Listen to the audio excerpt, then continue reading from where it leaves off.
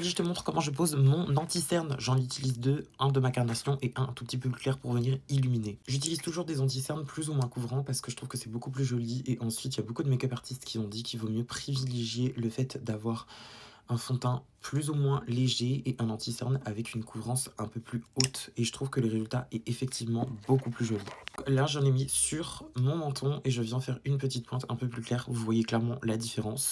Et je blende, tout simplement. N'hésite surtout pas à remonter ici et en même temps je trouve que ça fait un petit coup de propre sous la pommette, du coup là où on a appliqué le bronzer et le contouring. Au niveau des yeux, j'en mets toujours un petit peu ici et un petit peu ici et je n'en mets plus ici sous mon nez. Je préfère le descendre juste là et vraiment blender tout correctement. Pareil aussi de ce côté, j'en mets un petit peu d'anti-cerne plus clair et là je viens vraiment blender à la perfection. Et un petit tips, vraiment arrêtez aussi de monter votre anti-cerne trop haut jusque dans votre muqueuse parce que quand ça sèche, ça fait vraiment dégueulasse et je trouve pas ça du tout joli. Et du coup ça fait un make-up qui est un peu crade et je trouve que c'est pas du tout élégant quoi. Bref, dis-moi en commentaire quel genre d'anti-cerne tu adores utiliser. Est-ce que t'es plus en mode make-up no make-up ou t'es un peu plus en mode couvrance comme moi parce que vraiment je trouve que ça change absolument tout sur le visage. Regardez-moi ça.